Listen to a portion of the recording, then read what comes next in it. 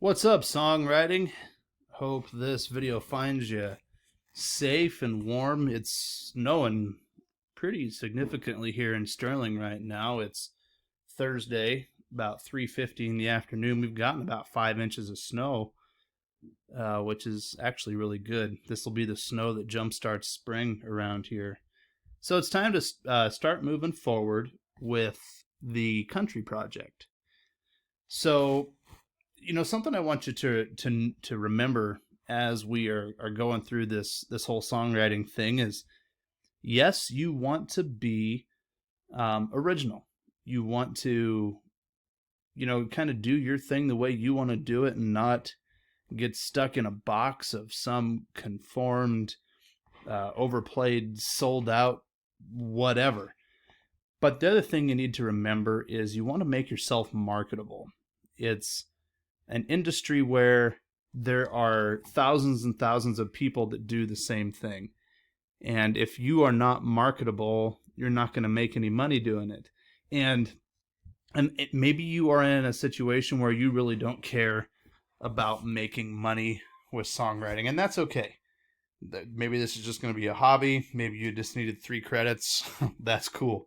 I totally accept it. That's valid.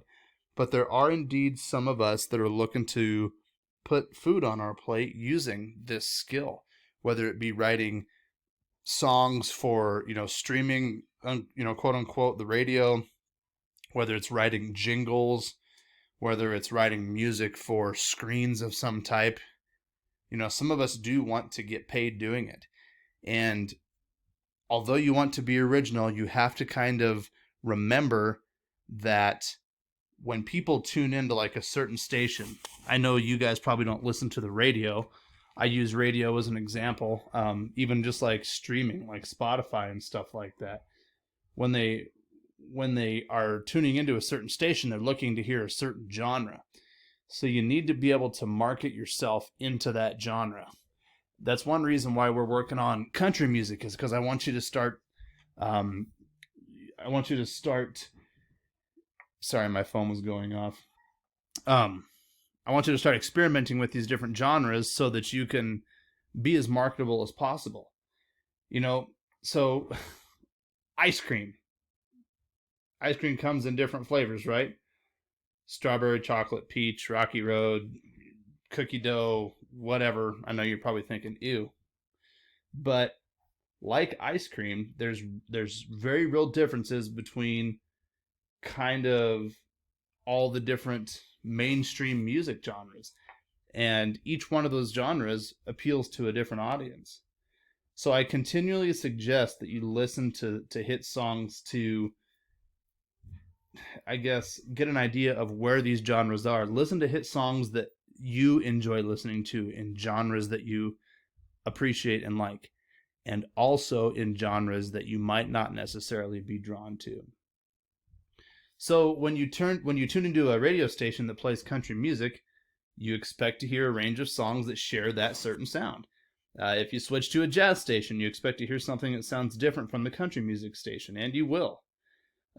Today's streaming stations and radio stations, they keep listeners happy by playing the type of genre that they want to hear, and that's what the stations have to play. So, if you write a country song and throw in some jazz chords, you might get airplay on a few like eclectic NPR stations, like kind of underground type stuff. But if you want to be noticed, you've got to conform to that genre. Mainstream hit-driven country radio will be very wary if you write a country song and then throw some jazz chords. The listeners might be put off by some kind of a weird sound that they're not expecting to hear. So to become familiar with characteristics of the genre, listen to those songs, and I'm gonna show you an example of some songs that I think you should give a listen to in country music. So these are ones that are listed in our book, and these are kind of stereotypical country songs that are, they were fairly recent hits. And what's cool about these is they use the shortcuts in these particular songs that are discussed in our book. So, yeah, we'll come back to that in just a second. But as you write your country song, I want you to be aware of some things. Like, what do you look for in the lyrics? Like, what kind of themes are you featuring? What kind of language is used? Is it direct? Is it slangy? Are there a lot of examples? Are there concrete images and details? How are the situations developed? Do you know a lot or a little? Is it appealing to a lot of people or just a few people? What sort of characteristics turn up in these songs, including the way you're singing it? When it comes to a melody, how much contrast is being used between like the verses and the choruses? And what kind of contrast is that? Is it pace, like tempo? Is it note range?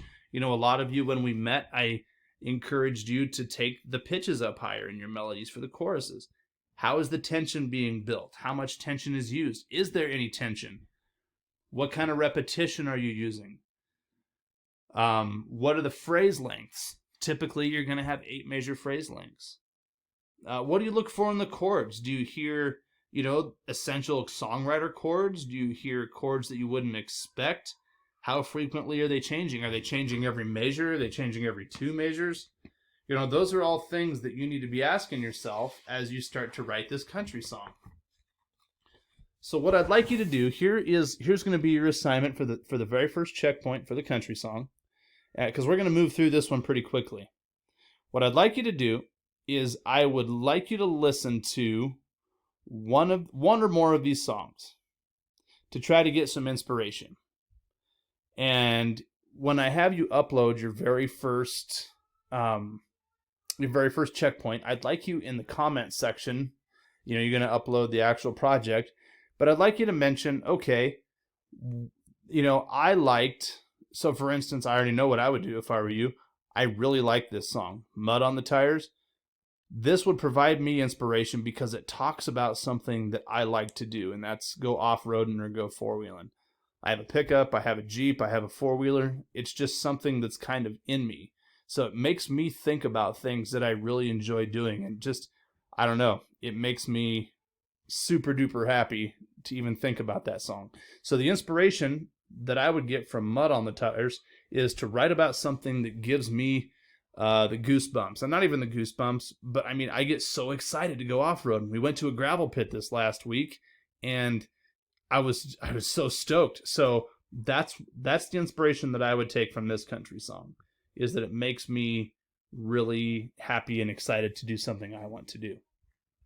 So here's your first project, or your first checkpoint for the song. Like I said, we're going to move pretty fast on this. I want a chord progression for essentially everything up until a bridge. I want an intro, a verse, a chorus, a verse, and a chorus. And what that totals up to is that totals out to 5 separate sections, A, B, C, D, and E in GarageBand. I would like your intro. Your intro does not have to be 8 measures. I probably would. That's just my style. But it should probably be at least 4 measures. I would say an 8 measure intro is appropriate. After that, I want every phrase to be 8 measures. It is just how commercial music works. Our brains have already been kind of molded to think like in an 8 measure phrase type of a setup. So make your chords work in 8 measure chunks. So I want an intro, verse, chorus, A, B, C, D, E, F, G of the chords recorded. And then in the comment section, tell me which one of these songs provides you some inspiration for writing your country song. Remember, this doesn't have to be a serious one if you don't want to. Some of us struggle to take things serious, and that's totally okay. I had a student one time talk about having to use the restroom in the field, and it was just a silly song talking about, a way of life without indoor plumbing, and it was hilarious. So that's something you could do too. But if you connect to this kind of music, I say go for it. You can talk about a lifestyle. Country music has songs about heartbreak and love and hope and disappointment. It's just delivered with country sounds. make sure you're using some acoustic guitar in this project, because that's what's going to make this thing sound country. So I will make a spot for this in D2L, and you will be able to upload it. I would like this, what is today, Thursday? I would like this done by, I'm going to give you till next Tuesday. Don't procrastinate. I think procrastination is a huge barrier for all of us artists, because why do today what I could put off till tomorrow? Well, with things like this, it's better to work at it in little chunks. It's kind of like studying for a test, or even practicing a sport. You don't go practice for 8 hours the day before the game and hope to get better. You practice for an hour or two for several days before. Anyway, yeah, please let me know if you have any questions. I'll open up the D2L machine for you, and I hope you're all doing good. We'll talk to you soon.